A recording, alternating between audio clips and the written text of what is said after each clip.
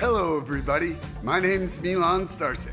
Welcome to Freedom Rising, a podcast dedicated to empowering individuals on the journey to personal growth, lasting serenity, and freedom from addiction. Tune in and join the movement. Your journey to freedom starts here. We neither represent, promote, or demote any 12-step program or organization. We are merely souls on the path of recovery with the desire to expand our lives and experiences and share them with you. Hello, everybody. What's up? Welcome to the 176th Recovery Freedom Rising podcast. I'm Milan Starcic with co-host Andrew Norman and Danny. That's right. Welcome, Danny. I'm so glad you're here today. I'm grateful to have met you a couple minutes ago. Could you tell us a little bit about yourself? I've been in recovery. My name is Danny, and I'm clean for 19 years. And from New York, and I live on Long Island now. And Nice. I'm trying to live a day at a time, man. That's about it for now. I know that, dude. And I ask the one question just to kind of show a newcomer how varied things can be for people. But what was the moment that the program sparked a recovery fire in your heart and it went from I have to I love to? Or did that occur? That's a good question. I remember returning back from a relapse, and that was devastating because the drugs stopped working. I was just using to use. It became a habit because I was chemically dependent for many, many years, and it just stopped working.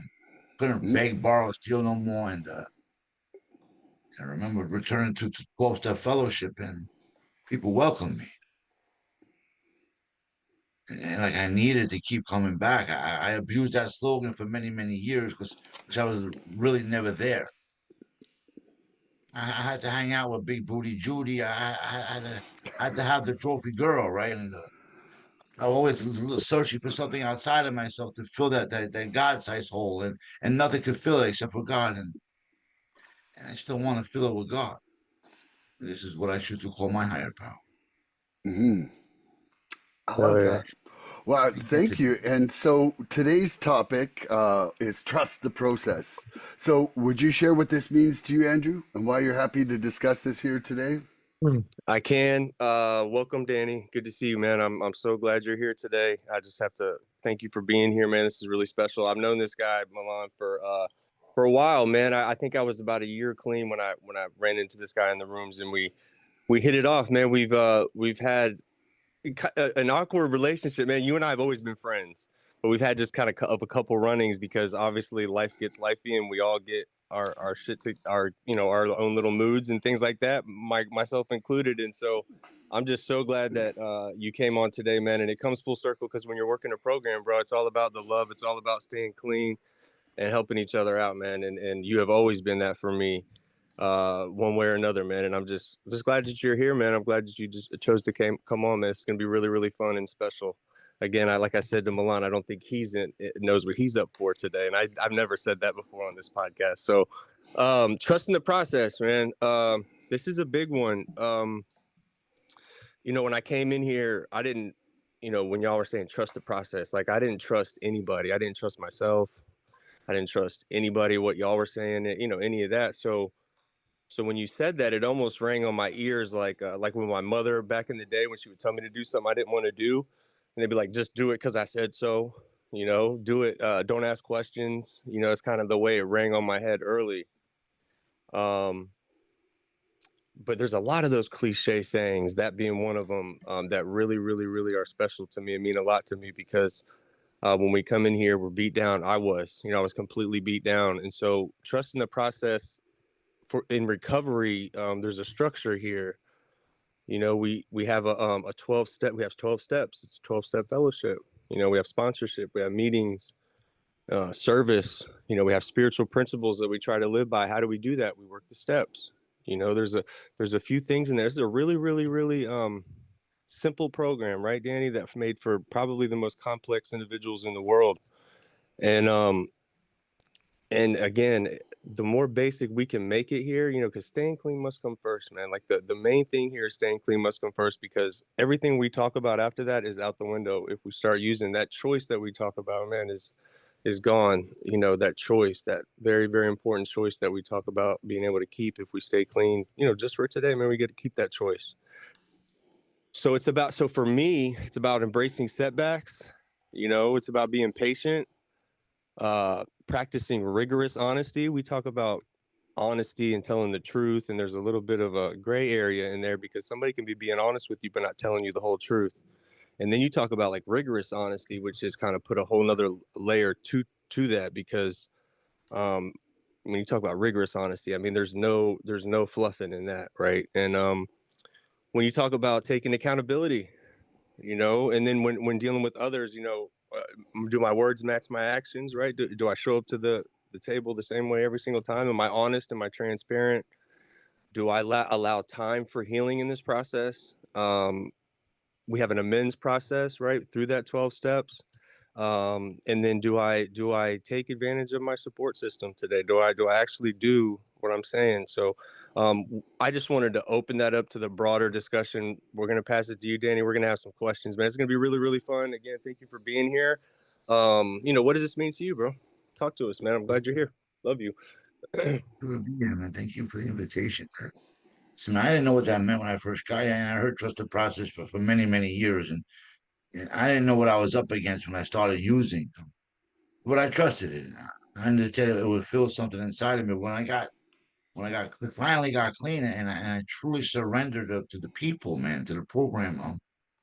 I started to learn, and I started not to cause internal controversy anymore within the group or within myself, and because my mother was a good woman, and listen, man, I grew up real poor, man, real poor in Brooklyn, New York, and was shot, stabbed. I was incarcerated, and like, I didn't know but I trust. I kept going back to the park.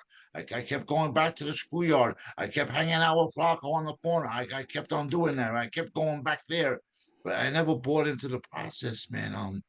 I never really wanted to purchase anything on the menu that the people in the program had to offer me because I was so rebellious. I was outright defiant. I didn't know. These words were foreign when I got here, but I understand what they mean now. Disease, all diseased up, man. And because addiction goes way beyond the use of drugs. So for me, and I understand the disease today, but does the audio match the video, right? I'm a fluffy guy. I don't fluff anything about what I'm going through because I'm going through it, right?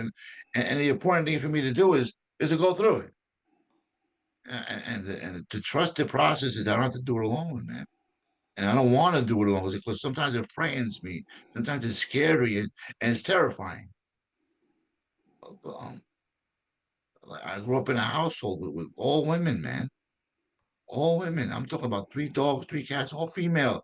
The estrogen around the house. I'm poor, man. 2 bedrooms, 2 sisters, a mom. I slept in the living room. I slept in my mother. Like when I was shot, my mother put me in a room and why am I here? I'm a 15 years old boy, and I was an innocent bystander in a drive-by shooting. So if anybody had a good reason to use, it was me. I used to think, well, I used to introduce myself when I first came back this time.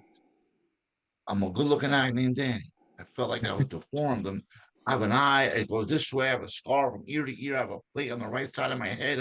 I disqualified myself right away. I just didn't know that people were just like me on the inside. Because it's an inside job. It's always about changing the inside. I'm talking about beyond my wildest dreams. I'm able to come in here and be rigorous, honest. I'm transparent. I'm volunteer information, and not because I want to make a confession, because I want to free myself of guilt. I don't want to. I don't want to be found guilty before I'm innocent, right? I want to unmask the mask. I don't want to put more makeup on top of the mask. It sounds like a parable or a cliche, but it's important about letting people know who I really was and who I'm becoming. In one of our books, it talks about a fleeting glimpse, man. And I really never understand what that vision is. But if I trust it, if I trust his will, because he'll never force his will on me, and I know that. So many different gems I could hit on. I could talk about this for an hour, but I don't know how We much are. time we have. We are. We Listen, are. and I like the sound of my own voice. It was just about giving back, man. People poured into me, and it doesn't mean a lengthy clean time, prerequisite membership status. was just about the newer member who poured into me. I got clear with newcomers and old timers. They told me, a newcomer, hang out with a newcomer. You're going to remain a newcomer. Get with people with clean time. And people told me the truth when I got here. You're going to die, Danny. You keep doing you're going to die. And I share it all the time. I don't want to die. You know what happens when I use and misuse and abuse chemicals and substances and alcohol to fix what's going on inside of me? I have this cliche. It's God uses broken people like me and you to help people, broken people like me and you. I'm not broken anymore. When I feel broken, I know where to go. I trust the meeting place. I trust the 12-step process. And man, listen, what a beautiful thing it is to trust. And my problem was never trust, right? It was having the bravery enough to trust, to be courageous enough to trust. I was afraid to trust people. When I overcame that obstacle, I understood what I was up against. People who use my favorite word on me, love. They love me back to health. And I'm going through some things, right? But I trust it, right? Because in one of our books, it talks about skilled people are not born with their skills. Talk about doctors, man. They went to school, they got degrees, this. I'm being opened up on Friday, and I'm not afraid because I trust the process. Because it happened before in my experience a couple of years ago, ravaged by the disease of addiction. I had a piece of my liver removed, a gallbladder removed, intestines rearranged, all pipes, plumbing, what was going on inside of my stomach. And I remember being wheeled into the, I told the story before, and Andrew knows, and I'm being wheeled into the OR, and I thought I seen a religious one, none. And I'm not religious, but I know they have a good reputation. I said, you need to stop. Like, why? That's a nun. I need to talk to her. I know she has a direct connection to God. It's like, no, that's not a nun. That's an Amish woman. I said, oh my God, I'm gonna die. Like right away, I activate humor, right? Right. I activate humor because humor is not a distraction. Humor is Told not you a this is my teacher. guy, dude. This is my guy, bro. I'm gonna roll right now because it's important that we share my reference points of why I trust. I It's was so blown funny. away because I've always been a clown, man. I've always wanted to see people smile because I know what it's like to be bitter, anger, discontent, irritable, frustrated, full of fucking rage. And I'm going to use profanity, man, because I know what I'm up against today. The human nature, but the Saying that spiritual shit. thing that's going on inside of me, I need to take its deadly nature into account. Because it wants to ravage me still clean spiritually. Don't you know who I think I am? Because I fucking sound good in front of a bunch of people who share the same last name as me, addict. Mhm. It ain't about Uh, sounding good. It's about freedom. For me, it's always about freeing myself. But sometimes I used to think I need to be the sickest person in the room to get the most freedom. How selfish is that? So I'm being wheeled in, and the Amish woman, and I asked the doctors and the nurses one question: do you guys trust each other? Do you believe in each other? I need to know this so that my belief is reinforced. And they say, yeah, you're in good hands. So when I got out of the OR, I was ravaged by pain. They didn't irrigate the 450 toxic bile cc's of toxic biofluid that were roaming around my abdomen. Agony. Let me tell you, agony. And I came back to New York. This is in Amish country, Pennsylvania. I'm telling you, scared to death. And I came back to New York, and I'm still dealing with that, man. I was in the nuclear division department of this hospital of the North Shore of Long Island, and they put me over the scan, big money. I like to know how much things cost. It was like $3 million. They found out where the deposited regions were, and they plugged me, man. And it was all drained, and because I trusted them too. When I come in here, I'm talking about the 12-step fellowship. I only go to one program. I never knew that the 12 steps would be so transformational. I never I sidestepped its effect, and just like I sidestepped the mental aspect of the disease of addiction, because my thinking is still undergoing a radical change in 19 years. I'm not that guy with clean time that talks about yesteryear. I'm just not that guy. I'm talking about right now. Because my first go to is fear, and the way I combat the deflection is through anger. It's comfortable. There's a certain distorted comfort and an insecurity of security of that. Like, what am I really up against? What do I really trust? I question myself. And it's through sponsorship. It's through another man telling me, Danny, you're going to be all right. I trust him. It's my friend Andrew. All the time, it ravages me, conditions me with, "Yeah, I love you, man. It's good to see you." I broke this man down with love, man. I'm telling you, have I not, Danny? Over the years, Yeah, have I not broke every you down? time, man, every time. At first, it makes me uncomfortable because I've barely been the I could recipient of tell. that stuff, I could man. tell. Barely, and it's still in 19 years. I'm still practicing these principles in all my affairs, and love being at the top, man. Because I remember how my sponsor became my sponsor. He said, "We waited for you to come back from a devastating experience, and we saved you a seat. We prayed for you to come back, and thank God you're here." And when he said that, he wasn't my sponsor at the time, but one of my sponsor who guided me through the first three steps. This is 19 years ago, 18 years ago. He left, went back to Florida, and this guy became my sponsor. And he stayed with me for 16. I stayed with him for 16 years, and then I moved on because availability became an issue. But the spiritual principle of sponsorship, I trust. I trust those who get the most out of the program find sponsorship to be important. I quote the hell out of our book, man. I quote it, I correlate it, and I share my experience. But to Me save my life, too. it saved Me my too. life, man. It put new information in my head because I needed to combat the obsession. I don't want to use no more, man. I don't have to want to use in order to use. Stop trusting, stop working the program. I get high every time. Every time, man. I'm not a victim of circumstance. I'm not a victim of situation. I'm a volunteer. I volunteered every time that I didn't want to trust the process, man. Listen, man, I could talk until I'm blue in the face. You want to Hey, give me I was, another question? I was gonna say we're gonna pass it around, man. All right, so I'm gonna ask, or no, we got to get to Milan. Milan, what does that mean to you, man? I'm so sorry. Talk to me, Man, brother. nice to have you here, Danny. Good to see you again, Andrew. Love Yeah, it's you. been 2 days, 3 days. I know, Yeah, man. man, when I rolled in these doors, I had no trust, and not even for myself, man. And one of the things that the step work quickly showed me was that I was right to have no trust for myself, because I was really deluded. Like so. You know, it was like learning to shift what my beliefs were, and not only that, is that believe something external to me instead of my own deluded sense of beliefs, right? And when they say, um you know the God of our understanding, right? When they wrote that, understanding meant knowing through experience, right? And so, how am I having trust for something if I don't understand it? Right? Yeah. How do I trust something when I don't know it through experience? And yesterday, when I was doing my two-way prayer in the morning, that phrase came to me: "I make space for grace."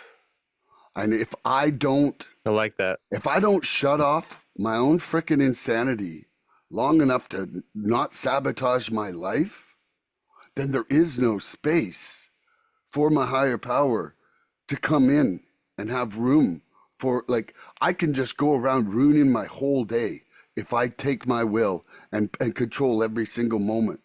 And so, trusting the process also means putting myself as part of the universe and part of life, and not being the controller, the puppeteer, whatever it is. And so it brings on, first of all, patience, because I have to wait through the process, right? It's not on my time, it's faith, but it's also steady action and work.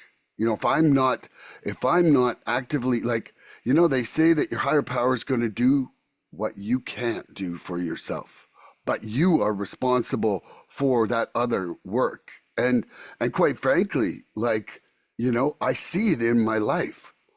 Like, when I'm just like sitting back and like, why isn't this happening? It's probably because I'm not doing my share, you know? And that's, like, trusting in this process reminds me a lot of math. Like, when we're in grade school, they introduce things about mathematics, like geometry. And we don't necessarily know how to prove Pythagoras' theorem in grade 3, but we certainly can make a triangle of any size by using it, right? Like, that is an example to me of where, just in our education system, we had to trust in the process. Well, when we're coming into this, this is like, they call it like textbooks. We're supposed to be learning this process, and so if we are, then there's an amount of information that we have to just put some trust in until we can understand, if ever. Yeah, And I think that's enough for me. Let's roll that's into some beautiful. questions, man. I, That's I love you beautiful. guys. I Good love you stuff. more. I love you more. All right, Danny, I'm going to ask you first, then we'll make it around that way.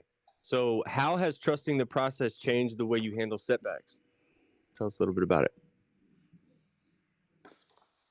That's a deep question, man. That Hmm. requires a lot of work and effort. Setback, man. It's about flipping the switch, man. Because I'm not powerless over everything. You understand? I know when I'm full of rage, I can flip the switch to love, man. Because I trust love. Love has a good reputation, like a really good reputation. And Undefeated. man, listen, it'll give the disease of addiction a TKO anytime and a black eye. But I know it won't kill it. I just know my belief system has changed, man. I'm turning a minor setback into a comeback. Like my emotions are intact today. I'm not quick to. I'm slower to anger and quicker to love. I'm meeting people where they're at, and people meet me where I'm at. I remember my sponsor's wife had me in her phone as Crazy Danny. I was that guy in early recovery for years. Crazy Danny, like passenger side road rage stuff, and I don't do that no more. It doesn't sit well with me, like because listen, man, you have a belly full of substances and a head full of program. Fucked. It'll never be the same ever again. Like I needed a brainwash when I got here. Let me tell you, 100% programmed, like rewired, and but I'm not perfect. I'm human, right? And embracing my humanness, right, is the comeback. And a spiritual program. I'm not trying to be spiritual, one up anybody, because I know how to sound. The disease is real fluffy. I needed to learn that the setback is a disease. It wants me to keep going down the rabbit hole. I don't want to do that no more. It's an uphill journey. I know that. That Beautiful, was a man. good question, That's man. beautiful. I know, man. This is how we do it, man. This is how we do it. You ready, Milan? Yeah. All right, man. So, how has trusting the process changed the way you handle setbacks today? Ooh, man. Okay. If I have to actually trust the process, right? Then it's either a lesson or a blessing. And Ooh. and either I'm stepping back and seeing what the universe has to teach me, or I'm not trusting the process. And like, I mentioned my friend Laura lots of times there. I would say that she is the consistently most grateful person I've ever met. And inside her gratitudes, she really practices what she preaches about that. And it's been a great lesson for me on that. And, so if we're talking about trusting the process, like it's real easy to trust the process when things are freaking awesome. Like it's like, whoa, I don't have to work for nothing. I'm so grateful for all this awesomeness, but it's when shit hits the fan that can you really surrender at that point? And then can you take that surrender even further and actually respect and honor the moment enough to show appreciation for that struggle and that lesson? Like I amidst my evening last night had a loved one call me, man. And they don't know whether something's a cyst or a tumor. And I'm like right in the middle of kind of not somewhere where I'm by myself, let me tell you, to kind of pull back, reflect or whatever. And it was just like bang, man. Right away, I'm like, this isn't about me. This is not about me. This is about right now, I'm being given the opportunity to love and support them. And it's just like, you know, my like old me would have been like selfish. This is a reason to go the fuck out and just like consume, bury my troubles, become a problem to this person, you know, and trusting in the process means I have to like accept what's happening first of all, you know, Damn well, dude. It's really hard to love something like what you're hearing on the phone, like I did last night. And for me to take that and to be able to talk to this person, to be able to make them laugh, to be able to make them know that I'm going to be there no matter what. That was me in action, trusting the process 12 hours ago, dude. That's it. Beautiful, man. That's beautiful. All right. So I'm going to answer this now. So how has trusting the process changed the way I handle setbacks? Well, you're right, Danny. It's deep. It's deep, right? Setbacks are going to come, man. Life gets lifey. Life doesn't, man, life sucks, bro. Life sucks, right? And we don't, life isn't going to get any easier. What I'm told is we get better at life as we continue to clean out and we start working on ourselves and love ourselves a little bit, But before I came here, I didn't know how to handle setbacks. I would just put substances on it. Obviously, that was my answer to everything. Um, was to escape, isolate and use. But trusting the process when I first started realizing what that was, I thought like setbacks were just showed me that I wasn't enough. It would just solidify my way to kind of complicate my way out, right? I would have a setback or I would fuck up and then I would burn the house down, like there was no hope after that. And trusting the process means I'm trusting that y'all know what you're doing. When I came in here, y'all said that this thing works, and it doesn't really matter how it works. The most important thing is that it does work. And I had somebody tell me when I first got here that like you've survived all your emotions and feelings thus far, right? Like you're still alive, right? So you got to understand that if you can trust this process, you're not going anywhere. You're going to be okay. You're going to make it through. And this thing is not going to cripple you. Um, when setbacks come today, it's almost an opportunity for me to grow. It's an opportunity for me to step back and kind of look at it from an outside perspective and then practice some discernment. Another term that I didn't have any clue about before I got here, discernment, the ability to choose well going forward, right? And ask myself, how's this going to affect me? How's it going to affect my family? How's it going to affect my job if I do whatever this thing is that I'm thinking about doing? Um, back then when I would like lose a job or a relationship, I would literally want to burn the shit down. And today I can literally take my past experiences and use them as a reference guide, Danny. I can literally take my situations and put some step work to it and grow. And it's a way to help keep me out of this disease, right? We don't have a drug problem. I'm glad you hit on that. We do not, this is not a drug improvement program. This is a program of surrender, not self-improvement, Danny. I don't know if you've ever heard that before, but that has changed our life. March 2025, we had a gentleman come on this podcast and say, look, man, this is a program of surrender, not self-improvement. And it changed our life, changed my life, man. Being able to out-surrender this thing is a lot easier to be able to turn shit over to him. Surrender, identify, and turn it over. Step 1, 2, and 3. I can take that to every single decision I make during the day. I can surrender, I can identify what the issue is, I can do what I can, and then I can turn the rest over to him, man. And it's a lot easier than trying to put that in the backpack for later, or you know what I mean? It's just it's a beautiful thing to really fully surrender, because that's where all the power comes from, man. That's where all the power comes from. And from the outside looking in, that seems like it's a joke or it's a trick, because surrendering is letting go. It's letting go of something, right? And we want to talk about how it pumps us up and makes us strong. But it's about being able to take that self-will and that self-will the self-centeredness is at the core of our disease, as we know. So when I have one side of my brain selling bullshit all day, the other side consistently fiending for that same bullshit, and it's tough, because usually it's asking in my own voice. And so it's really hard for me to say no, Danny. As you know, I'm a really good salesman. I can sell a ketchup popsicle to a lady in white gloves on a hot ass day. And so I can do that. And so when I'm buying, when I'm selling my own dope, it's tough, man. It's tough. That's where y'all come in. That's where y'all come in. That's why I stay in meetings. I stay in service. I stay in service to this fellowship, because ultimately, at the end of the day, it's about how serviceable are we to other people today. You know what I mean? Here's my new acronym for SERVE: spiritually expressing real values every day, and selflessly embracing recovery values and empathy.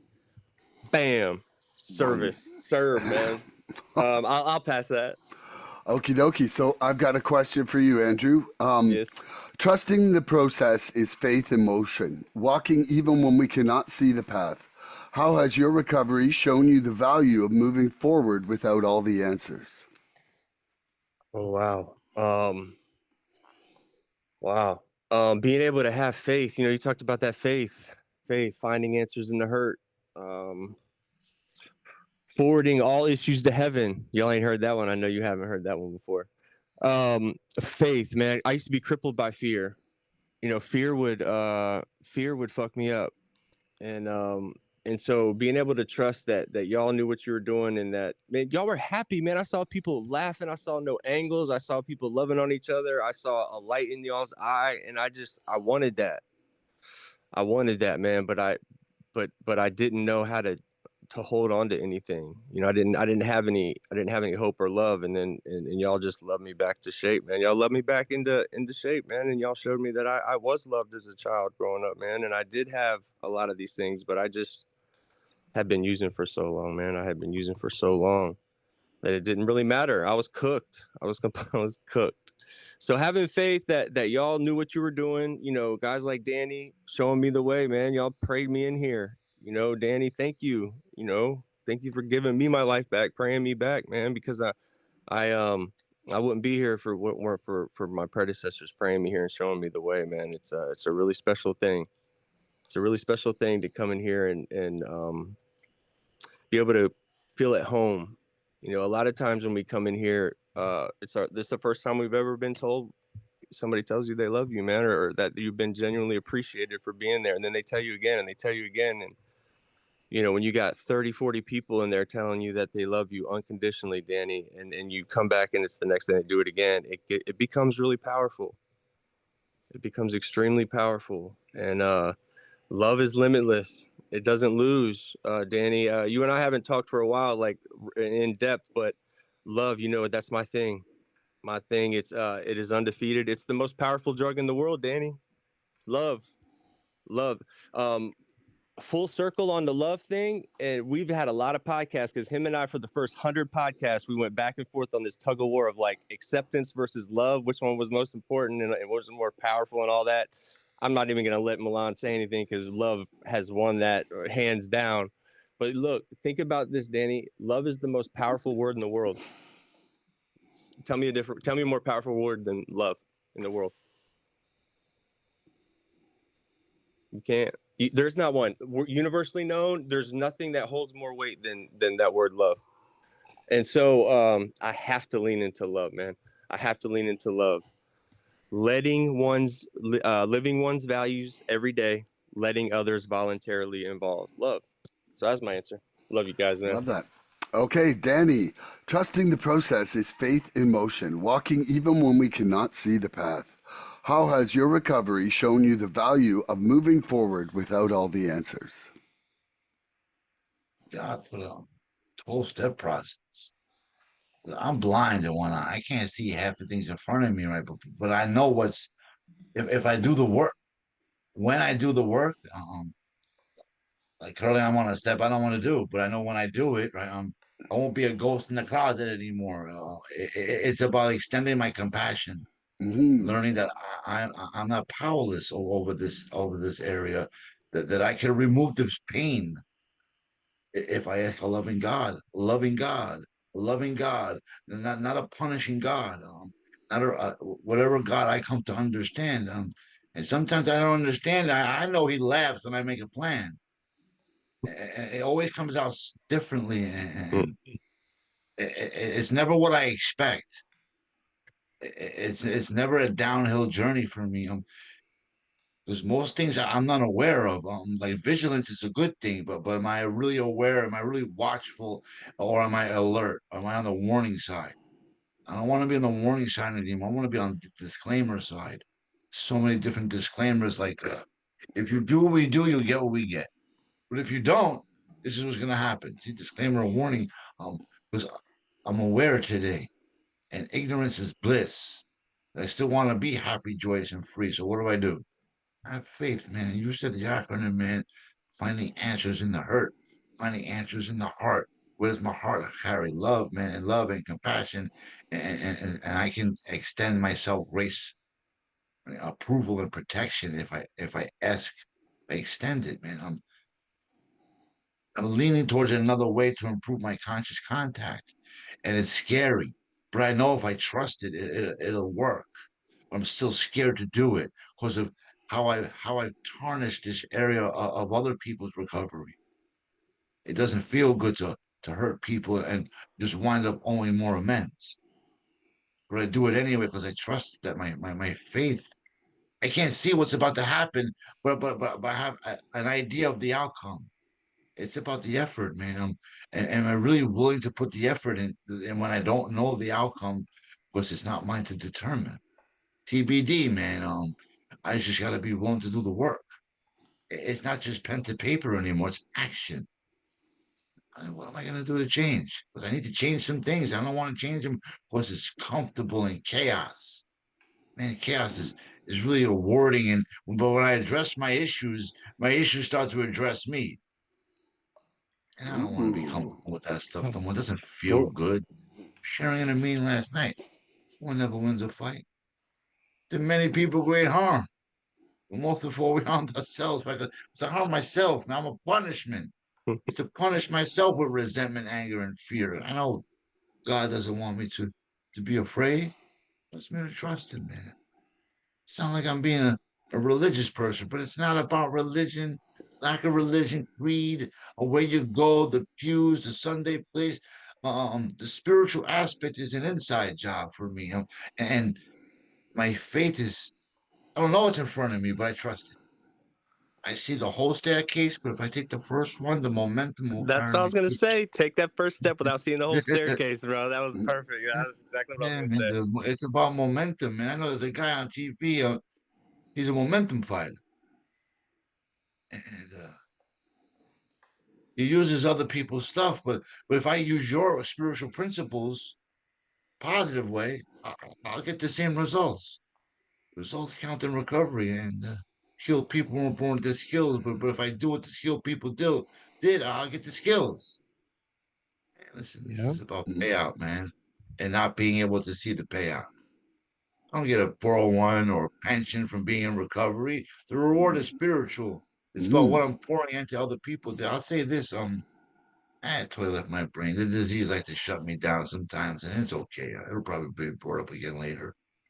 And there's so many good things being shared right now. I'm being poured into. You need to know that. Back to you, man. Love you, Back to you. Danny. Love Love you, you, bro. Danny. Love you, man.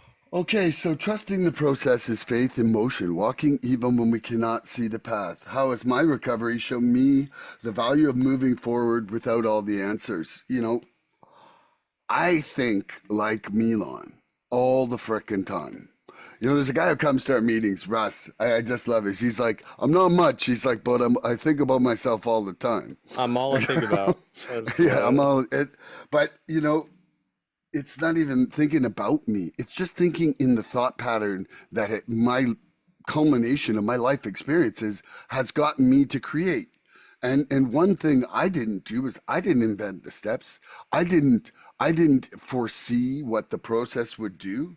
Like freedom isn't even what I thought it was 2 years ago. Like I had no clue what this process was going to reveal about me, about my connection to the universe, about anything, about how to be a man. Like I started my addiction when I was 13, which means I am a 53-year-old man who's 14 and a half years old right now. Like I'm learning how to grow up inside this process because I really do think that there is an amount of emotional stunting that occurs inside addiction because, man, did I know how to love correctly? Was I honest? Was I unselfish? Like all these things that, come from growth and maturity and becoming an adult. Man, I did not. I was in my cycle of more and more generally centered around me, you know? And and so it's like I feel that if the rest of this process is going to be like what just occurred to me in the last 2 years, there's a lot more to be revealed, you know, that I have no clue what's coming. So, the value of moving forward without all the answers is that there's going to be some special miracles that I can't even picture going to happen yet. And do I need to know what they are right now? No, why? Because I have already found some joy and contentment in life where I'm at. Like if I keep working my program and progressing and I'm already happy, chances are I'm going to find more contentment. Chances are there's going to be a little bit more freedom around the corner in some respect that I can't even picture yet. Or, and if I'm really lucky, chances are I'll learn to love more completely because that's really, that and learning to deepen my surrender, they're my two goals in life right now. Like before I was purposeless, other than more, like it was like get more for me. And now that's just not the case. So I think that's my answer to that one. Talking Andrew? about loving completely, as in like not keeping track, not keeping score of wrongs. No record owns. I mean, I could read the No damn record of thing. wrongs. I mean, I got it laminated right freaking here, dude. Like, it's. We broke that down the other day too, Danny, talking about loving completely and that unconditional love and loving without keeping score. And that's really, really tough to wrap even my brain around. And, I'm all about that love, but to not keep any track of wrong or keep score at all, that's a real tough one. So whose question is it? Is it Now mine? you ask Danny. Like, we're just gonna ping pong back and keep the order Okay. we're doing. Yeah. Okay, cool. All The right, cool. spiritual So interrogation. you ready? That's right. Danny? So what are some examples? Spiritual interrogation. That'd be a good name Hey, for a podcast. we got that spotlight on you right now. So Danny, when you have the lie detector test attached to you, what are some examples in my life where trusting the process has paid off? You better tell the truth. Boom. What are some examples that What are trusting the some process? examples in your life where trusting the process has really paid off for you, man? I know if I don't use, I won't get high. Real simple stuff, man. I don't want to Ooh, complicate that's what I nothing, man. heard. I know if when I sat in the front row and I looked the speaker in the mouth, I don't have to worry about the distractions behind me because I trust what the person's saying in front of me to be true. So I remember my first meeting. I remember the last one I went to too. I never want to forget the first time I sat down uh, um in my first 12-step meeting. Never ever want. I was scared to death, but I was also Scary, bro. excited. Man, I was in Hell's Kitchen, Manhattan, right in the. I had a 1 year clean out of a therapeutic community in 2001. I had a mustache. I was bigger. I I still don't look believe you. crazy with one eye. Man, and I went down to this basement. You know that I told the story before in a beginner's me, and I got greeted with a hug, man. And I was telling this guy held me tight. He said, "Listen, what you know about recovery and what got you killed? Sit in the front row." I said, "Okay." I said, "I feel your heartbeat. Let me go." And the speaker was speaking. But before all that, I got the Golden Dog key tag, my sponsor, on the way to the meeting through Bryant Park, through Times Square, up to Hell's Kitchen. He said, "I'm your sponsor." I said, "What do you mean? What's that?" He's like, "When you get the Golden Dog key tag, it won't activate unless you prove to." I said, "Okay." So I got the key tag. I sat down, and the speaker started to speak. And she didn't tell my story. Like I was already in it, looking to hear something that my brain was telling me that I was going to hear. And then she said, "When I smoked this specific substance, I would stab myself with sharp objects." Disqualified. Not my stories. I wasn't using that drug yet. When I was 24, and she said, "I have the disease of addiction." I got up and I left, unwillingly, unknowing what was about to happen. Right now, I didn't know what was going to happen. I was an addict. I didn't know it. I was in this treatment facility. Man, listen, how I got this was pain, man. I hurt somebody really, really bad, and it was blood from head to toe. It wasn't mine, and I got 1 year, and it's sad to say that I didn't listen. But this is my reference to keep going back because I knew that there was there was happiness and there was joy and there was people just like me. I just was unwilling to accept it. Hey, we all different. We all look different. We all sound different. But the inside, man, it's about trusting other people's inside with my outside appearance, and making me feel secure in the love of the fellowship. Bam. Today I can look somebody in the eye and be grateful for who I am. Thank you, the founder who wrote that in chapter 8. I'm that guy. I'm the book guy, right? And, man, thank God I don't want to leave meetings abruptly anymore. Because I want to hear my story. Listen, I've been coming around a little while and I've only heard my story twice from women in the Bronx. I still want to keep coming back to hear my story more, but I'm talking about the physical part: shot, stabbed, incarcerated, drug habit, problems at home, and women who were shot in the fucking head, man. Being in the wrong place at the wrong time for the right reason. I'm talking about a higher purpose. It's here. It's in the meeting. It's in the front row. It's in the intensive care unit, not the hospital. The front row of the meeting. I'm learning to listen and listening to learn. The most Man, dangerous spectator sport in the world, Danny, ain't it? now listen, I'm living with a convicted murderer inside my head. Predicate felon, man. He's gonna about to be indicted if I make a decision based on my own will. I'm not trying to do all that no more. I don't have to bounce my thoughts off of the loving sponsor, man. Listen, my sponsor is nothing like me, and he's been my sponsor for 2 years, and he meets me right where I'm at, always with the steps. And I only use my sponsor for the step work. I'm not a banker, a therapist. I'm telling him how I'm feeling. I'm going for a surgery. He's like, good, I'll be praying for you. Real simple, right? Real simple stuff. Because I make it difficult sometimes, and I'm difficult, and I know I'm hard headed, literally, figuratively, and man, sometimes I get, don't even know what to say because I don't know what's about to happen in 3 hours. But I know that if I stay prayed up, then I'm covered, man. I'm covered, and the compassion is about alleviation. Take that, about not about elevation, but making myself higher than anyone else. But about relinquishing the pain that I think is about to happen, because it's not. I'm my own worst enemy. Thank God, man. Thank God that the battle's over. Oh yeah, man, that was a beautiful answer, Danny. All right, you ready, Milan? Yeah, I was kind Uh, of lost in Danny's answer I there, man. was I need too. the I question. was too. That's my guy, man. That's my guy, man. So, I told you that was my guy. So, what are some Love you, examples Danny. of when your life, excuse me, what are some examples in your life where trusting the process has paid off? Man, I mean,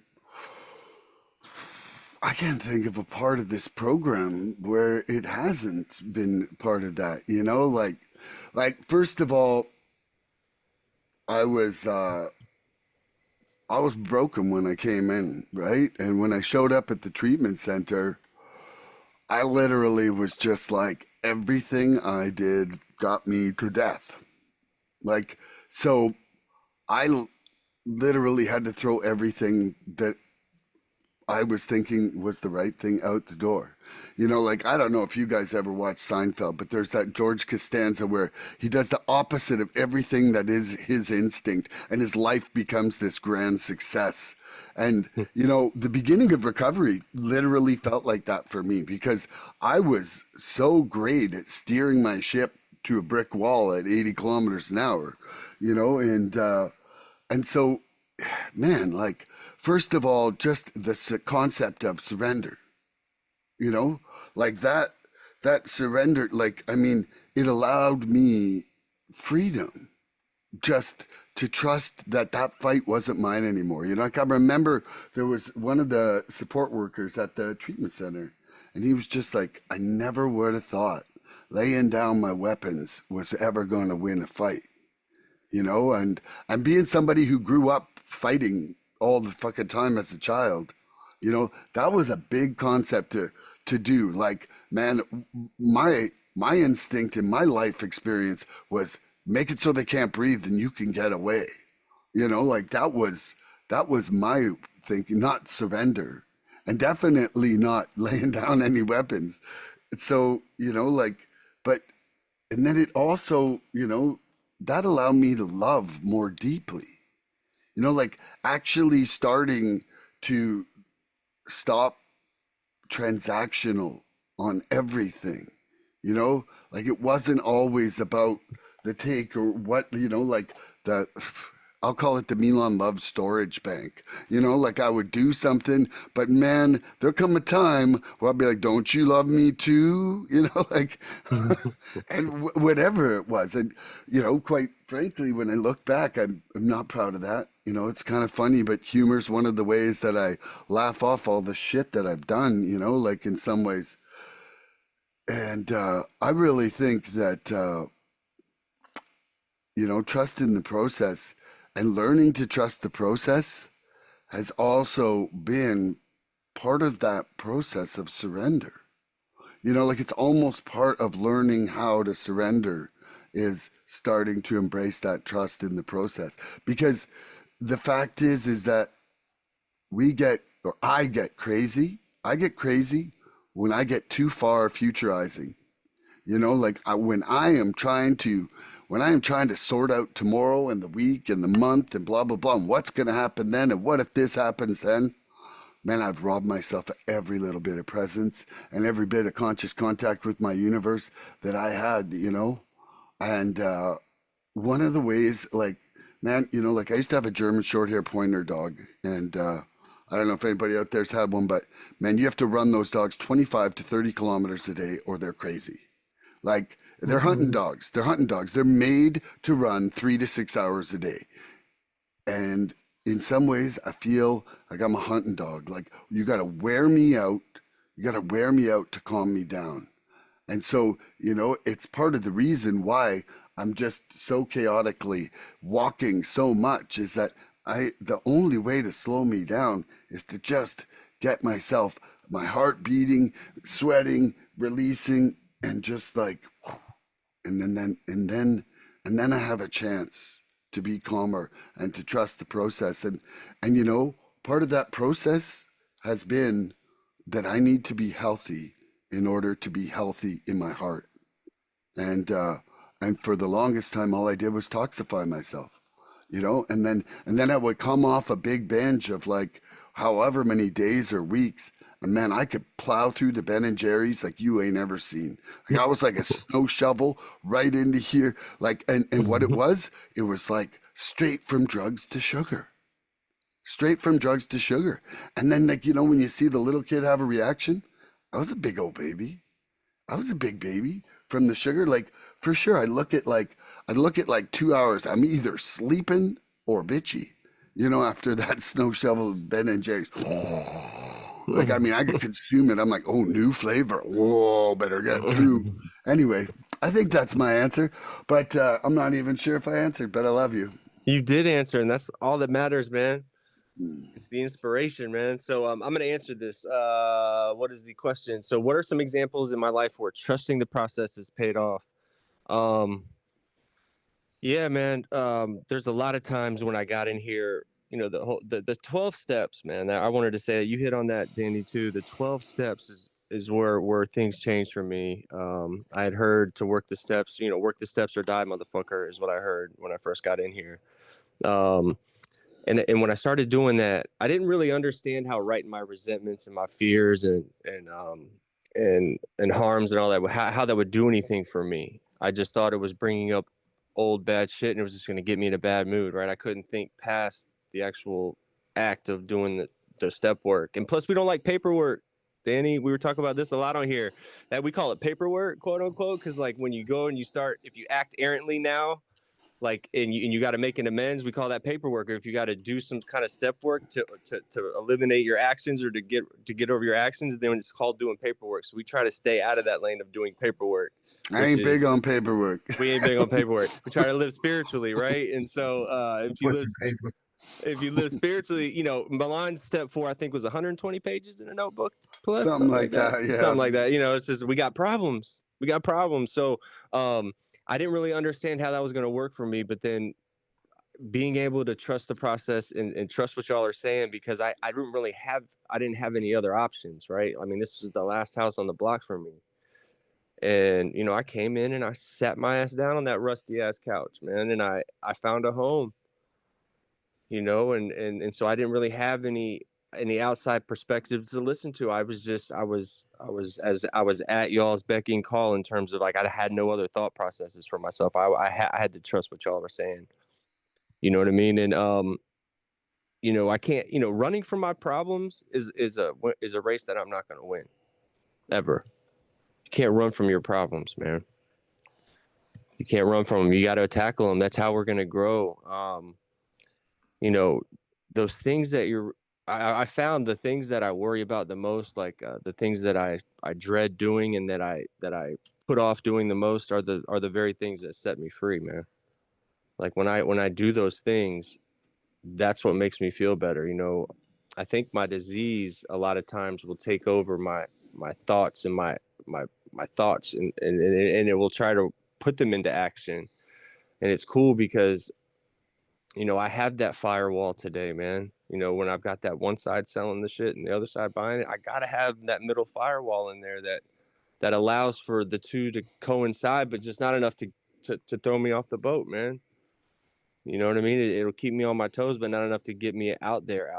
And you know, I have to embrace my solutions today. You know, all the excuses are done. I'm not into excuses today.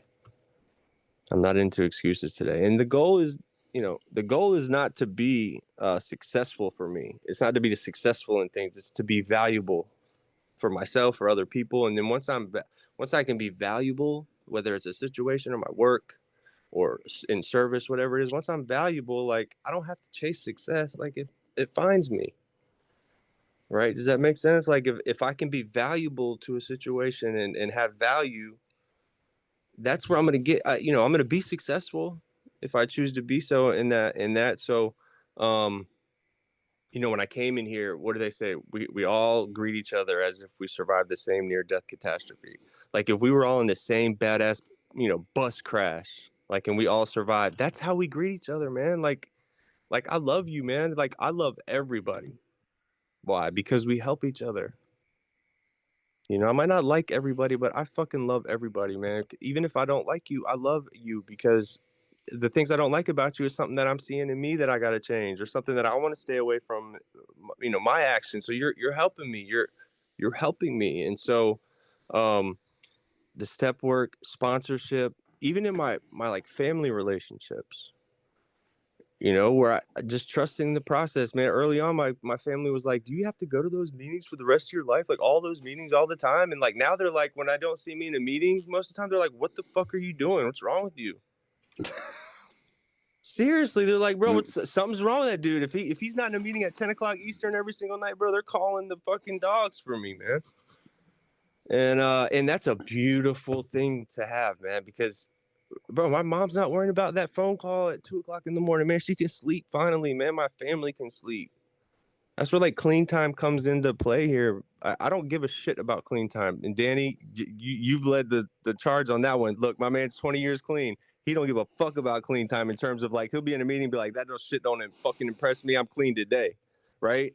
And but for the family dynamic and like other people, when you come to the table with some clean time, 3-4 years clean, like you can get some of that benefit of the doubt back, Danny, that I never thought I could get. I never thought I'd get that benefit of the doubt and that trust that we lose as an addict. Because, bro, I was opening up the safe when I'm not supposed to, man. Like people don't trust us. You know, we're addicts, bro. We're drug addicts, right? And we're not drug addicts. We got a problem with more. And when I stop using drugs, I'm the same person, but worse because I'm not throwing drugs on an emotion. But yeah, I got off onto a tantrum. I'm addicted to chaos as an addict, man. Peace is so unfamiliar to me that when I find it, I have to like hold on for dear life, man. But it gets comfortable after you sit in it for a little while, man. Peace is way better than chaos. So I'll pass that to you, Milan. Yeah. Okay, Andrew, I got a question for you. Living clean teaches that spiritual progress is often invisible until hindsight reveals it. Can you recall a time when progress was clear only after looking back? Oh yeah. First thing that pops into my head we haven't talked about the traditions yet today, man. Traditions, the only non-negotiables here. You know, in terms of trusting the process, I've been to a lot of business meetings where they didn't go my way, and I've had my feelings hurt about it, you know, and I thought, you know, the groups that I were being a part of, there's about 3 or 4 in there that I really questioned at that time, where like I don't want to be a part of this group anymore. Why did this happen? Like woe is me kind of thing. But then again, as I do more reading about myself, the answers are in these books. You know, I'm told to trust the process, and that the traditions hold strong in here. And every single time, even if it didn't work out my way long term, man, it has always worked out the best for everybody involved, the group, me, and everything. Every time I've done that, not like ran my mouth, tried to blow the shit up, or like try to cause controversy inside the group, you know, because I can be a master manipulator too. I could do that, you know, that spiritual manipulation, and go talk to my fellows and my sponsees and stuff like that before we go into the business meeting and manipulate the process. But I'm working steps, man. I don't want to do paper. I don't want to do paperwork. Again, I don't want to do shit. Like, I can't live like that. I'm not going to walk around talking about being an honest person lying to your face all day. That's not how I live today.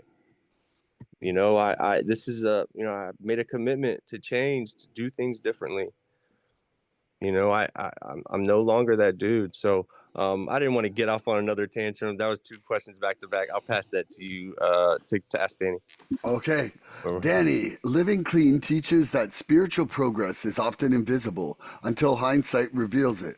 Can you recall a time when progress was clear only after looking back? Yeah, 100%. And I think of one word, man, suggestion. I was given a suggestion in March of 2024. Danny, eat granulated sugar. Give yourself a break for a year. You're pre-diabetic. I did that. I'm no longer pre-diabetic. Progress. Ooh, come on, man. Whoa. That's amazing. Progress. Proud of you, bro. It's about taking the direction. I don't understand it to work. All I gotta do is listen, man. Like my ears work. My vision's impaired. I have to Yeah. see what's in front of me. It's hindsight. I'm not a fortune teller or a future crystal ball in front of me. I trust the people telling me because they love me. They love me back to health, and even if they don't know me for a long, because there's clean time or relationship time or situationship time. It's about who the universe or this loving power put in my life for the moment. Because I know they're clean and in recovery, but that's the attraction. And the promotion is that I fucking listened to them and it worked. This is when the 9th step reveals itself and says, Clean Town speaks for itself. Attraction rather than promotion, man. I don't want to go off, but I can, man. It's about guidance, man. It's about trusting the guidance, and I'm not rebellious anymore. Anybody can sponsor me. You just can't take me through the steps. I'm a very difficult man who wants to take my will back. Do I trust it? Yeah, 100%. I trust. Not my will, his will. My will got me on the recovery podcast by saying yes. I took a suggestion, but you know what? I'm in the payoff. I remember having 5 years clean and wanting to die, but not really wanting to live. And my sponsor would tell me, just go to meetings and share about it every meeting. And the girl I was with at the time was like, why do you share that stuff? Because I want freedom. I want to think it's not okay to be in my own skin. With my marbles back, right? 5 years clean, and my mother, that was the only anniversary she went to. She said, I don't trust your recovery. You have a track record. And she said, I only come in increments of 5. And she never got to see 10. But I got to do the 9th step with 8. I'm talking Beautiful. about seeing the finish line. But by seeing the finish line, I'm not going nose to nose with in the Kentucky Derby. It's about knowing I'm gonna make it across the finish line. I'm not gonna go off anymore. I'll go off That's and I'll beautiful, go off man. and That's I'll go beautiful. off. Bro, he's getting locked in, man. He's getting There you locked go. and loaded. That's perfect, man. Okay. I'm trying to follow the autonomy Great now. answer. Hey, I love you, bro. I love you, man. Proud of you. Grateful you're here, Danny. Big time. So, Living Clean teaches that spiritual progress is often invisible until hindsight reveals it. Can I recall a time when progress was clear only after looking back? Man, I think about the result of every single one of the steps. Like the I remember looking at them on the wall and like, of course I scan right to the end. Why? Because I'm like, well, I want to finish these, and seeing like, having had a uh, spiritual awakening as a result of these steps. And I was like, man, helping other people, I can't even help myself. Like not even having an inkling what that service would mean to my own survival, right? Like all the way through the steps, I I misinterpreted what it was going to be for, and that's okay. Like I have no shame in that because it's like finally I'm at a point in my life where being wrong means I'm learning something. Being wrong means I'm trying something rather than just doing nothing, you know, and especially inside this program. And like another thing for me where it was clear only after looking back was my faith, you know, like man, I raised Catholic, was not into the whole guilt, shame, original sin, all the shit that was going on with the priests and everything inside that. And I was really pushed away from any sort of spirituality. I thought I was spiritual, and it just was really this fucking. It was bullshit. It was really bullshit. It was not. It was like a false generosity, a false love. And when I look now, like, throwing it against that First Corinthians 13, there was never been complete love in my existence. And I'm not saying that incomplete love has no value. Do not want to be saying that because we all have to grow. We all have to grow. But there there hasn't been a single part where like I sit down and I mean I've met some people that I have not seen in a few years recently, and they're like, it's not even the same person sitting here anymore. And I'm like, thank you. Like, that's a compliment to me. Because if it was, first of all, I'd be dead. You'd be looking at a corpse. And second of all, there's a lot of stuff that I admit was not awesome about me. Like all of all of my resentments were just a line of people that I owed apologies to because I was really mad at them for not letting me ruin their lives too. Like, if I look at it deeply in that respect. And so now, like, I look back and I never had 2 months where I was happy, joyous, and free. I didn't even know what free meant. So, man, I look back, they say we're not supposed to shut the door on the past, nor morbidly reflect and live there. But it's like, man, every once in a while, I think it's really good, like, especially if you're having a hard day, to think about how much less hard that day is now than it used to be inside me. Like, it was like moments defined days, weeks, or months in just like a negative spiral. And that just doesn't happen now. Anyway, I'm going to leave that there. That's beautiful. And you mentioned sin, sin, self-inflicted nonsense. Holla at your boy. Whoa, there we go. All right. I think I hit you with that one last night, Danny. All right, cool. So is it my question, Yeah, right? yeah, you asked Danny. All right. So Danny, what happens, my man, when you don't trust the process? I don't get my way. I don't trust the process. Man, I throw a fit like a fucking kid, man. A little tantrum. I get an attitude, man.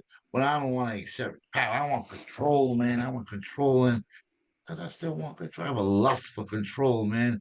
I used to think I went from trustful to lustful, then vice versa, man. I have a desire, man, not get in my way because I don't allow myself to be wrong. I always want to be right. It's condemning myself, man. Wow, you got some good questions here. I'm not even feel like I'm being interrogated. I'm just giving you my self work. It's coming We would have alive, called man. this the crosstalk. We would have called this the crosstalk, but somebody already took that name, man. You know what cross talking is over here? Sidebar conversation with other members. Ain't nothing else IP 29 says. When things don't go my way, I know that Burger King had it their way and Frank Sinatra had it his way. I have it my way. I don't want to break something or fix something that ain't broken. I'm talking about the program. I just know when I work it, it works for me. I know. I know. I don't want to take on too much. God doesn't give me anything that I can handle by myself, but He helps me handle what He gives me. I can't take on too much on my plate. Man, how do I react? I know there's a question in the working guide. How do I overreact or underreact to crisis situations or something like that? It's my favorite step in the man. Listen, that's a good question. I'm not gonna go off anymore. And I want to let that absorb, man. Just sit with it for a little while because Mm-hmm. it's about learning and relearning and adjusting, not tweaking. Because I know what it's like to tweak. That's funny, I man. think That's all funny. three of us did. We definitely do, man. We definitely I'm do. sure we all do. Yeah, So, Milan, what Yes. happens when you don't trust the process, bro? Let us in.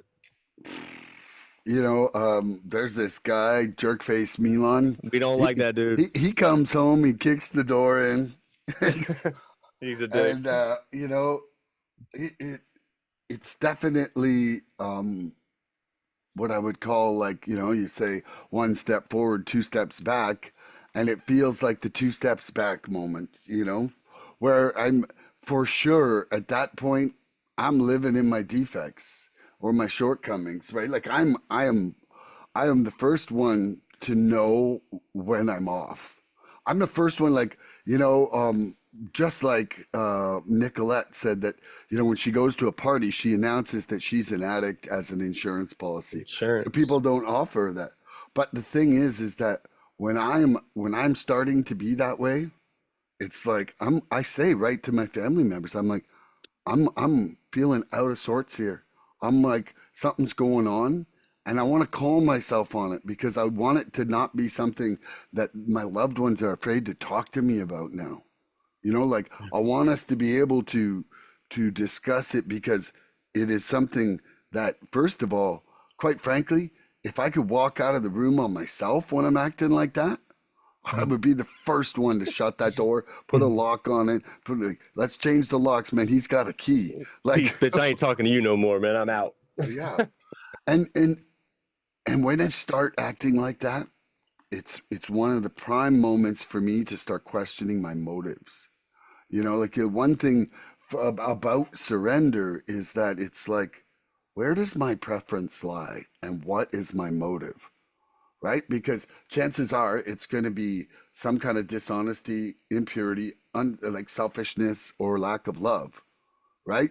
And when I'm holding my shit up against that, that's telling me that I need to start redirecting my day because I can tell. Like, dude, it's like it's not even like like a little intuition now. There's like, it's just like the longer I'm in the program, the quicker I know I'm not aligned with it, right?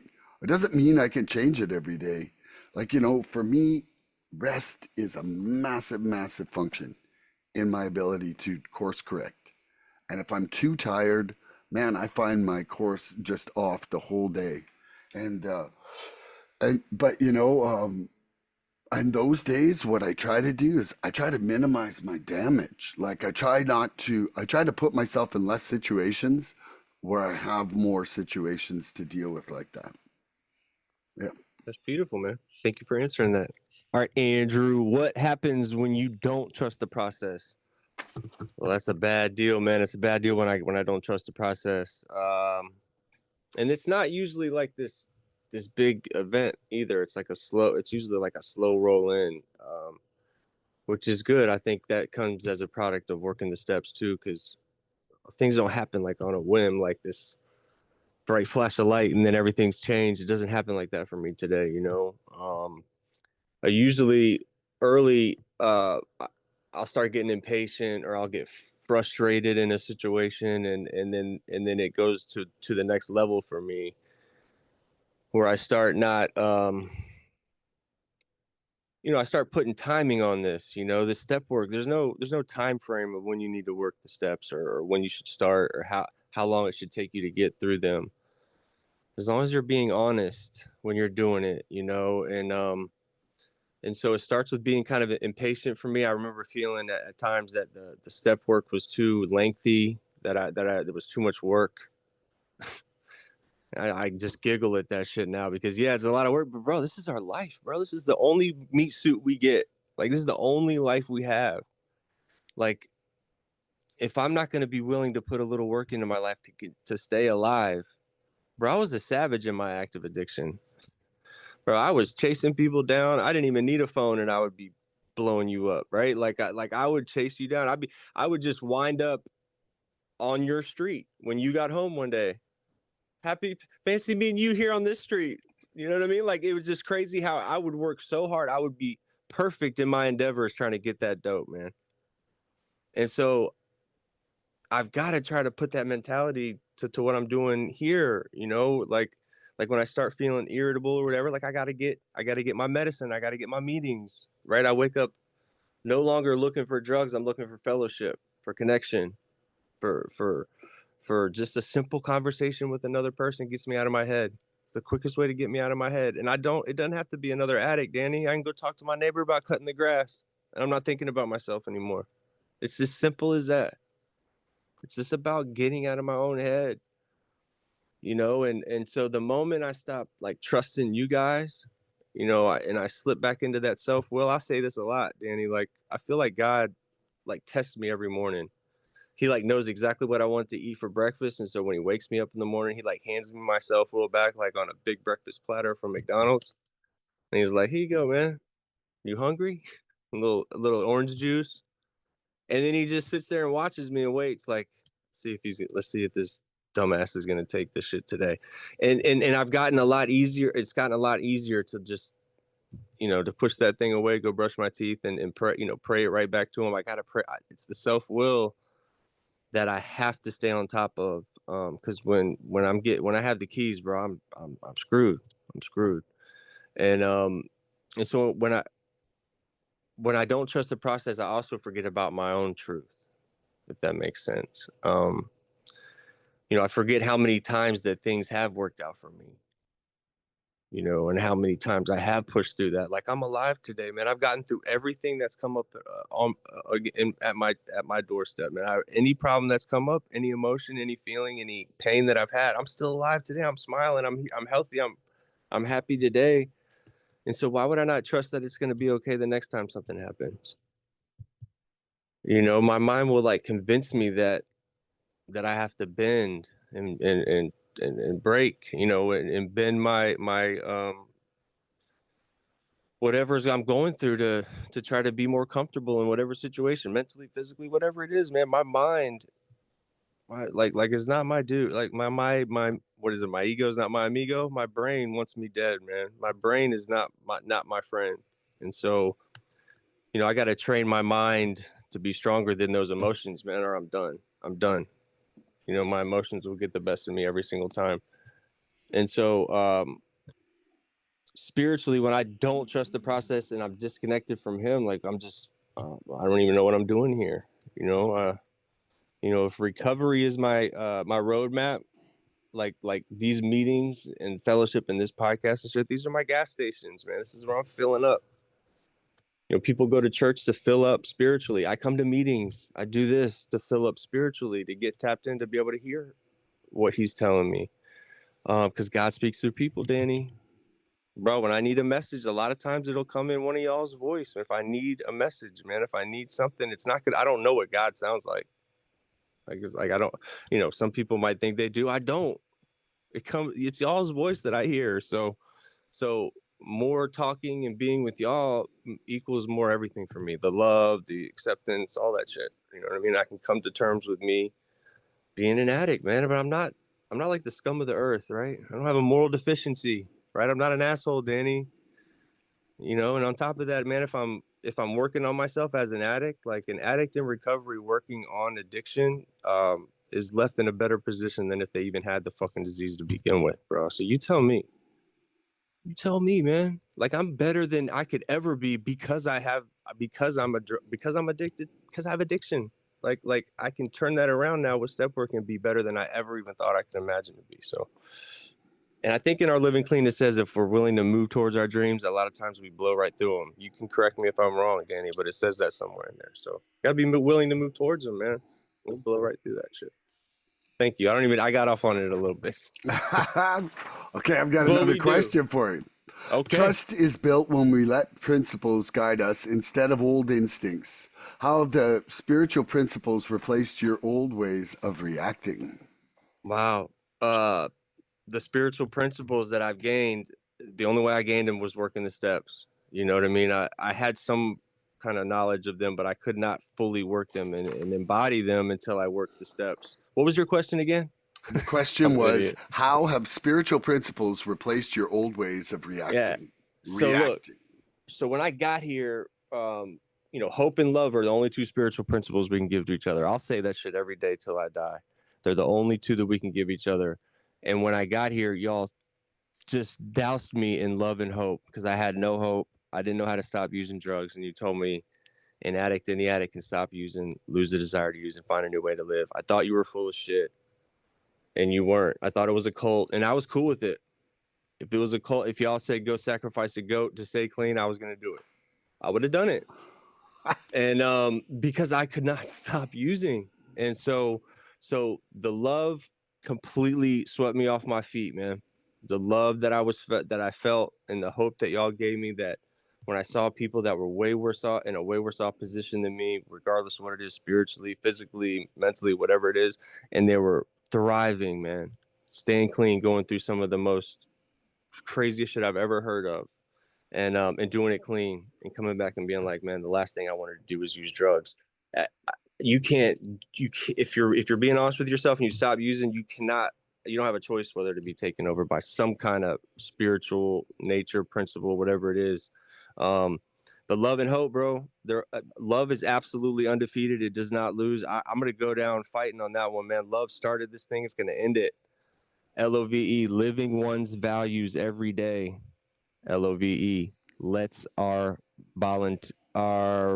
lets others voluntarily evolve. That's my two new ones for love, man. I love you guys. Ooh. I'll pass it. Okie dokie, Danny. Trust is built when we let principles guide us instead of old instincts. How have spiritual principles replaced your old ways of reacting? Glad that I stayed in the work for as long as I have, but I've lagged in a lot of areas, especially with the 6-inch device we call the pen. I'm talking pushing paper. I'm still excited to be in the process. Still excited to practice these principles in all my affairs, but I have the opportunity to change my affairs. I'm not talking about being willful. I'm talking about practicing these words that we learn here: honesty, hope, faith, courage, trust, willingness, humility. Humility, Danny, sometimes is learning when to be quiet. That's a big one for me. Learning when to really shut the F up and listen to what people are telling me, or when they're sharing from their experience, strength, and hope. Because I'm able to say my two favorite words. Me too. Empathy, man. Is on the radar most of the time for me. Probably all the time. Empathy is Living Clean talks about. It's not an emotional attack of violence because I'm able to say me too and expand on it more than what the person is sharing about. It's okay. Each one teach one. God helps us as we help each other. Um, Man, you guys are on a roll today. I'm like poured in. I don't need to go to a 12-step meeting later. I'm good to cure right This now. is a meeting, man. It's This is therapy for us. us. Yeah. I don't know about that. Who's passing the basket? We're gonna have you back, Danny. We'll have you back, bro. I'm telling you, Yeah. we'll do this again. Good stuff. Yeah, man. Hit me with the question one more time. Yeah. So, how have spiritual principles replaced your old ways of reacting? I'm not going to say those old ways of reacting still don't happen, but what happens when I react, I'm able to forgive, man. I'm able to practice more. I learn to be more having a motive of practicing what I'm doing. Mm. Just because it doesn't feel good, am I supposed to combat it with a spiritual principle? No, I'm supposed to be generous with it. As a result of these steps, we try to carry this message. The spiritual principles is this message for me, and man, thank God for the first step. That's the only step I got to get right. I'm sorry, I'm that guy. Let me stop using, because it's not about using. It's about being honest. It's about being admitting and accepting and use the word 100 times. It's about surrendering to what the fuck I'm really up against. I don't have a drug problem. Like, what is the exact nature? What am I surrendering to? I don't want to surrender to the disease. I did that for 17 years. I trusted the disease of addiction, find a ways and means to get more in the belly of the beast, man. And I don't want to be in those spiritual trenches no more. Sometimes being principled isn't a word. It's about goodwill, man. It's about doing the right thing when no one's looking. Especially when no one's looking. Especially, man, my integrity is more important than my honesty. God's always watching, bro. God's always watching, listen, man. In the fifth step, it goes, why do we have to admit this? God already knows this. Because you want to recover? Do I really want to recover on the time payment plan? Because if I don't practice what I learn here, I'm gonna play. I'm gonna pay all the time, just not on my time. Because patience is essential, man. It's essential, and only God delivers, man. And I don't mean that in a religious sense. When I use the word God, there's so many different terms for me. The first one is get over it, Danny. Oh, good old Danny. Like I used to think I was a god because I was convinced it was my will to use drugs. I was convinced, man. Let me reach a higher state of consciousness by smoking this thing and popping this thing and chewing this. No, man, found myself in strange, unpredictable places, but I knew the outcome. And when I come in here, it's like, do I really trust you guys? What you're telling me? If I practice steadfastness, right? If I get rid of the bugaboos, because I'm able to get rid of the fear here, if I trust, if I trust the process, man, and spiritual principles. I have this big plaque I created right here. Spiritual principles, real big. I have your favorite principle on my back: surrender. Real big and bold. Well, it shouldn't be there. It should be here. So when I'm in the mirror, I go, oh yeah, me. Let me look at the right side of my face real good so I don't cut my ear off because I can't see everything. But I know the outcome. I'm gonna take 15 years off my face and look youthful again, man.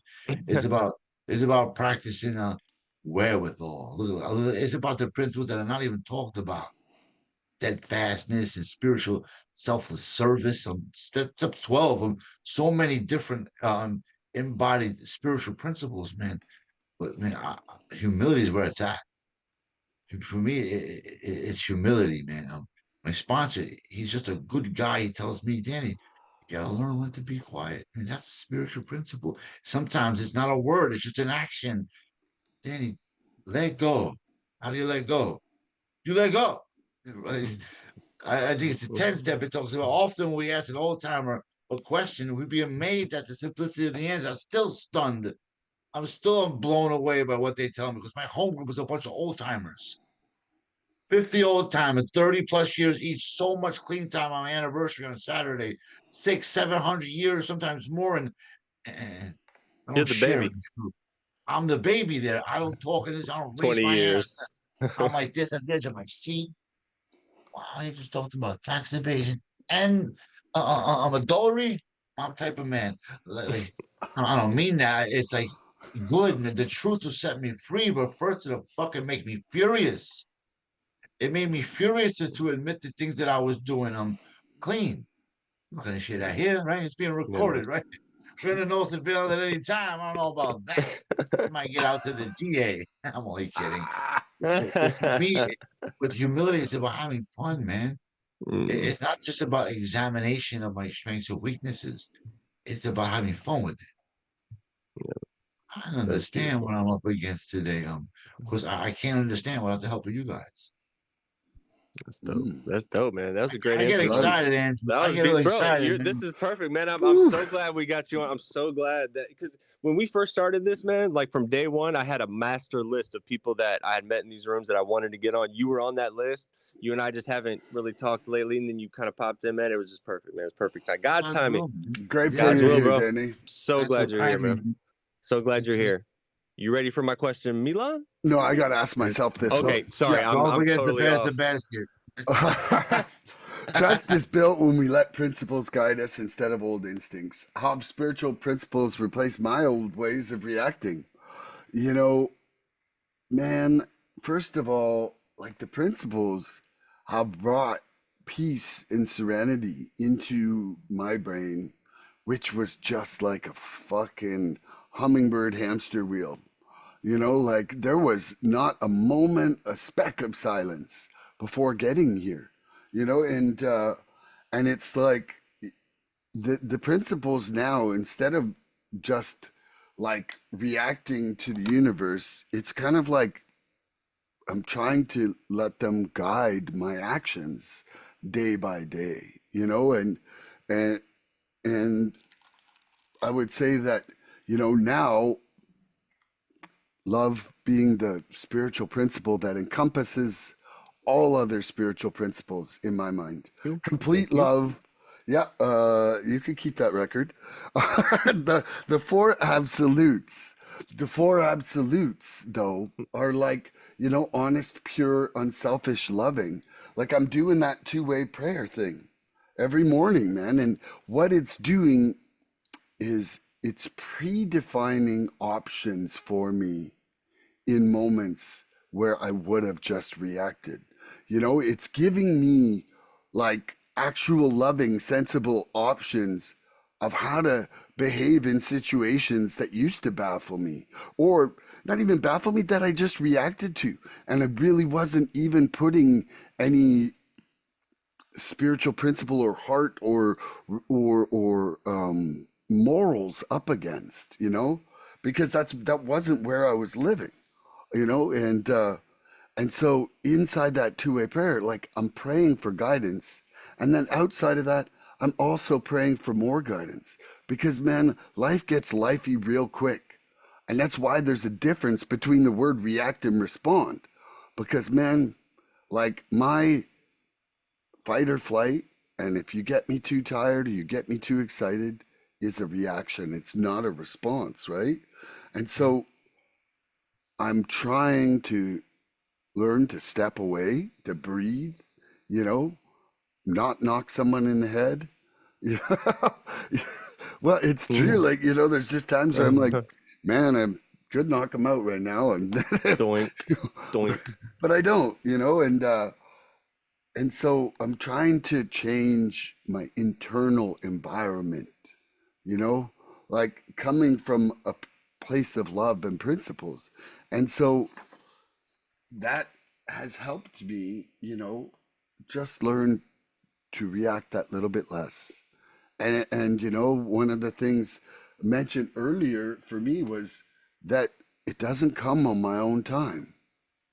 And I'm like, there is progress that I'm only able to view with hindsight, because I don't even feel it. But if I look, I'm like, I am not who I was yesterday. And I'm good with that right now. That's dope, man. That's beautiful. You So ready for my? what is your do you have time for another round of questions, I got Andrew? 15 minutes. I got like 15 Okay, minutes. yeah, so let's do another full round. Okay. Yeah. You ready for my question, Danny? Shoot, My don't man. shoot me, please. So how does trusting the process strengthen your faith? Well, I learned faith first, and then I started to trust. That's what it was.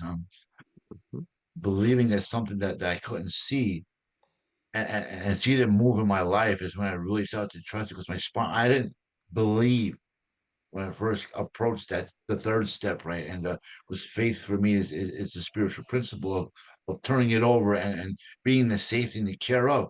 So my sponsor said, you need to look at your life. You were shot in the head. You see the wind blowing in the fall and the leaves going to the floor. What's blowing the leaves to the floor? It has a name, Danny. What's it called? I said wind right away. Tangible evidence. I can't see it, but I know it's there.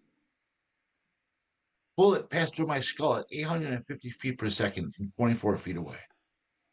This is not my doing. This is not a lucky thing. It is an event that happened in my life that I can correlate it with step 2, 3, 5, 6, 7, and 11. It's about the spirit that keeps me grounded. It's about the spirit that keeps me grounded. Each member and each person that says my favorite words, me too. But there's other words that I say a lot. There's three words. I need help. even with 19 years, because I don't know how to be a man sometimes. Like, what does a man look like? Because the stigma's lost. The stigma of being one of us, like was separated from society, the addict. Man, like the misconception, man.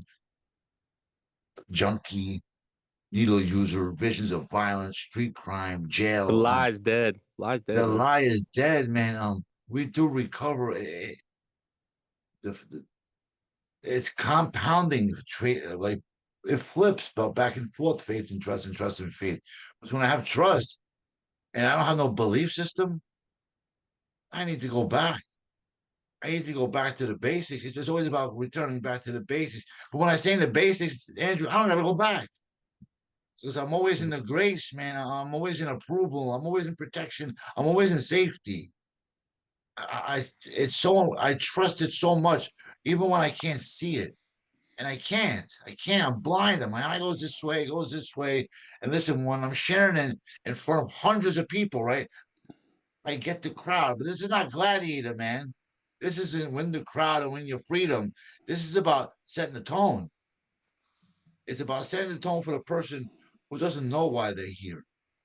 Let me tell you why I have faith and trust.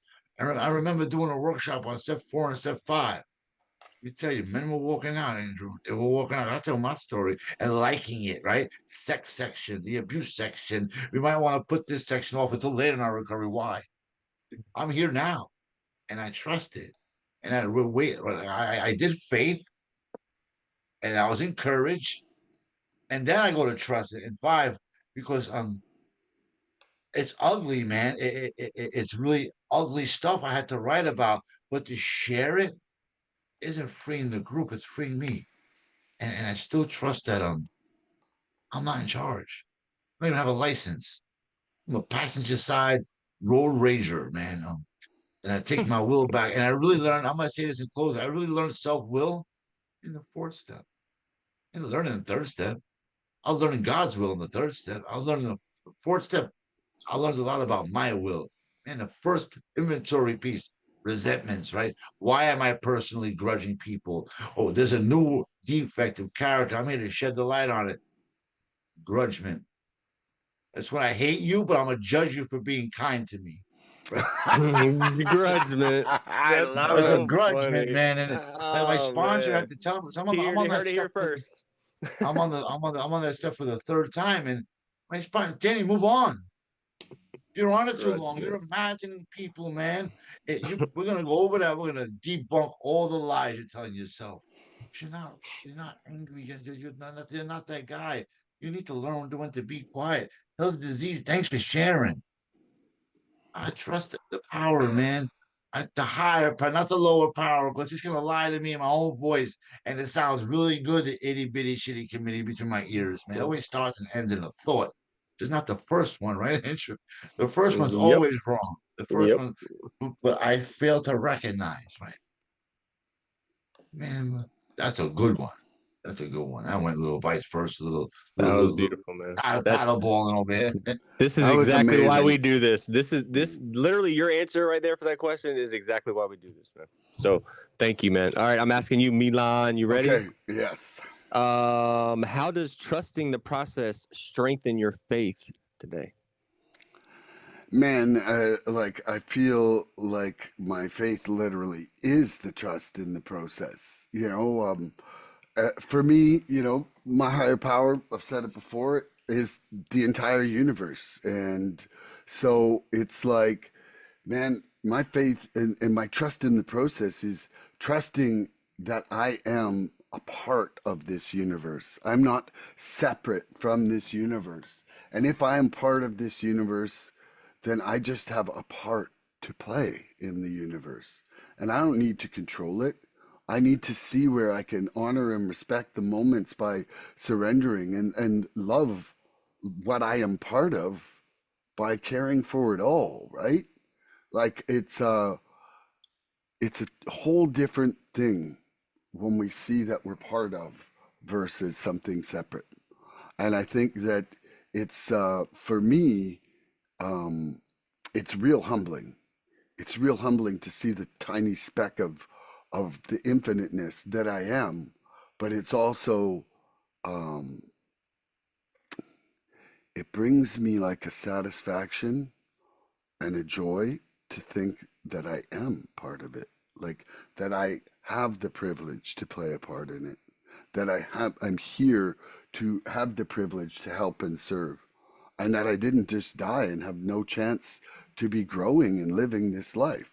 Because, like really that faith allows me to stop micromanaging everything. And when I can do that, the peace, the serenity, the joy, the freedom that comes from that has been something I had no clue even existed before. So I think That's it's beautiful, small man. but simple, but that's what I got for that one. That was beautiful. It's perfect, man. So I'm gonna answer this. How does trusting the process strengthen my faith?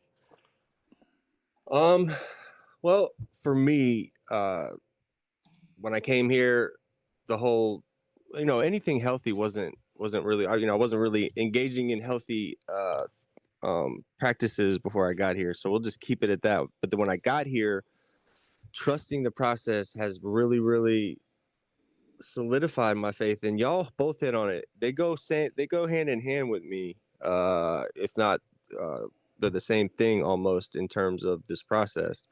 But I remember trusting the process not because I had the faith, but I had nothing left. I had nothing else to trust. I didn't know that it was faith then. I didn't have anything else to trust, so I was just kind of like putting myself in y'all's hands. And but again, I was gonna jails, institutions, or death. That's all I had for me, unless I signed on with you guys. So I didn't think meetings were gonna help me. I didn't think that working the steps were gonna help me. Um, I did them, but I started doing them anyways. I want to thank God for that, because God kind of put me in a position to still do that work, even though I had no semblance inside of me that wanted to do the work. But what happened over time is I began to notice changes in myself. When I would go to a meeting when I didn't want to, when I would push through these little times, my thinking started shifting. That's where this thing happens, where like we have to change our thinking. And my thinking shifted, and I no longer was obsessing about using the way I was. I was more obsessing about my program, right? I was more obsessing about my program, and there was a switch in there where I remember that like I need this program just as much as I needed my dope and active addiction. I remember that feeling that I felt and it was a little scary, but it was so relieving that I no longer was obsessing about the dope, man. I was obsessing about what I needed to do to stay off the dope. And I would feel moments of peace in moments that I never felt peace before, if that makes sense. Like times that every time before this would get me completely out of sorts and off my rocker, I would feel calmness and peace in these moments. And I started piecing those moments together, man. And I started it made me more peaceful. It made me more serene. The whole thing wrapped in a bow is just how I try to conduct myself, like in meetings, like sitting here with you guys right now, man. I try to maintain this attitude and this level of engagement. Bro, it's slow and steady wins the race. You got to find your own tune in here, man. And we can all make this process can be whatever you need it to be. If you're looking for reasons why it's going to work, you're going to find every fucking reason in the book and more. If you're looking for reasons why it's not going to work, you're going to find every one of those and more. It's very simple. But we're super complicated, right, Danny? Like, we're the most complicated individuals. Some of us been shot in the head. Some of us have been just, you know, lots of things. We've been through hell, bro. We've been through hell. But what brings us together is that we all had the disease of addiction. We all had the disease of more. We all had the disease of like, fuck you, pay me, right? We all had that disease, right? And so now our results lie in trusting the process, man. We can go anywhere in the world and feel at home and work on ourselves, right? Faith isn't about this big thing. It's about doing something consistently all day and knowing that like I'm not in charge here. Like as soon as I'm in charge, I'm gonna drive it off the bridge. So I gotta trust that the process is gonna keep me teachable. Humility. You talked about it earlier. Humility, man. I gotta remain teachable. As soon as I think I got this thing figured out, I'm done. soon as I don't want to go to an in-person, or I don't want to go to a Zoom meeting because they don't have an in-person meeting by me, and I don't want to shift and do that, like, I'm done. I have to stay teachable and movable, and I have to understand that, like, I don't have all the answers. Somebody in this room has some kind of experience with it. And all I got to do is ask, because again, Danny, people love talking about themselves, don't they? A lot of times, if you just ask them, if somebody has what you want, if you ask them, I can almost guarantee they're going to tell you how they did it, and the secret sauce behind it. But a lot of times we think that, like, we're doing somebody a disservice by asking them for help or asking them how they did something, bro. And that's just our disease working on us, man. This is our brains being stupid, that dis-ease. We always have that dis-ease, right? It's a dis-ease. We're constantly not at ease. And so that's where we would put drugs on it, man. It makes us a little more comfortable. It makes us a little more comfortable to sit on the couch and watch TV. Like, little shit, man. People that aren't addicts don't understand this shit. They don't understand it. So I lean into the fellowship. I have found peace, that unfamiliar peace. When I find it, I grab onto that shit. Peace. Positive energy always creates elevation. Look, hold on. And then peace. Pray every day and cherish everything. Ooh, okay, that one is a sizzler. All right, I'm done. Okay. I'm done. Thank you for coming today, Danny. I hope we have Danny, you back. my man. Let's Andrew, go. I love you. And everybody out there, back. tune in next episode for more recovery fun. Bye-bye, everybody. Let's go. Please help us help others. If you like what you've seen here today, please subscribe and share this podcast and help us get to 100 followers. We're looking for interaction with our audience. So please email recoveryfreedomrising@gmail.com or contact Milan South Okanagan Starcic on Facebook with questions, topic suggestions, or just comments. We'd love to hear from you.